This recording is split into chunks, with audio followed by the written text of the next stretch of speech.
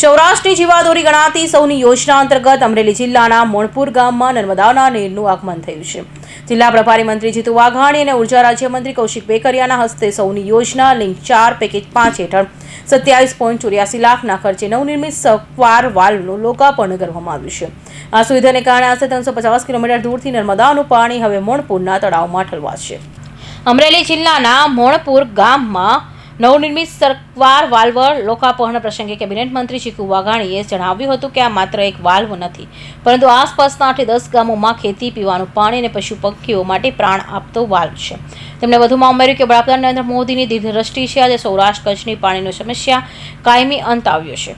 ઉર્જા મંત્રી કૌશિક વેકરિયાની સક્રિયતાને કારણે આ ખાસ કેસમાં મંજૂર થયેલો વાલ્વ હવે વર્ષો સુધી ખેતરના તળ ઊંચા લાવવામાં અને ચેક ડેમો ભરેલા રાખવામાં મદદરૂપ થશે.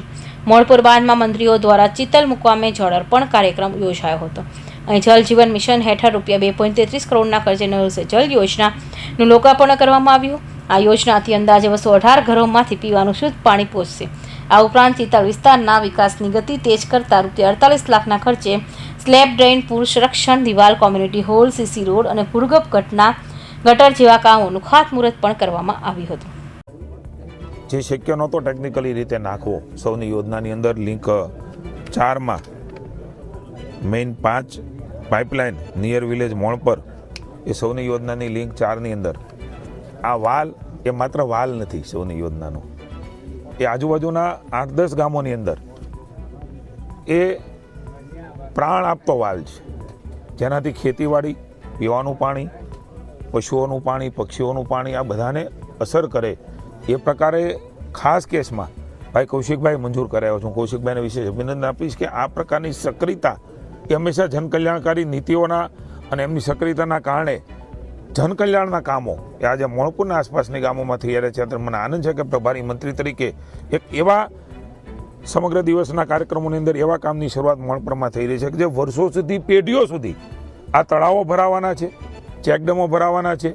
જે ખેડૂતોની વર્ષોથી માગણી હતી કે સૌની યોજનાના પાણીનો મોણપુરને પણ લાભ મળે, જે તે સમયે પહેલી વખતે માગણી કરી, પણ જ્યારે ટેકનિકલી ઇસ્યુ આવવાથી મોણપુરનો વાલ નામંજૂર થયો હતો.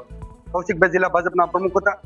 ગ્રામજનો અને પંચાયત દ્વારા ફરીથી માગણી કરી અને કૌશિકભાઈ ખૂબ બધી મહેનત ઉઠાવી અને એ વાલની મંજૂરી અપાવી. વડિયા તાલુકાના સનાડા ગામે કૃષિ મંત્રી જીતુ વાઘાણી અને સાંસદ ભરત સુતરિયા અનોખા અંદાજમાં જોવા મળ્યા હતા. સનાડા ગામે સૌની યોજનાના વાલ્વને ખુલ્લો મૂકવાનો કાર્યક્રમ બાદ બંને નેતા ખેતરમાં પહોંચ્યા હતા.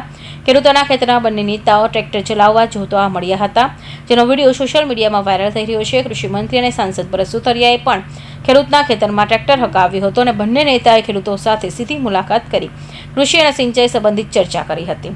ઉલ્લેખનીય છે કે સૌની યોજના હેઠળ અંદાજે 1124 કિલોમીટર લાંબુ પાઇપલાઇન નેટવર્ક પથરાયેલું છે. આ પ્રોજેક્ટ દ્વારા સૌરાષ્ટ્રના 11 જિલ્લાઓના ડેમ અને તળાવો ભરીને સિંચાઈ અને પીવાના પાણીની વ્યવસ્થા મજબૂત કરવામાં આવી છે.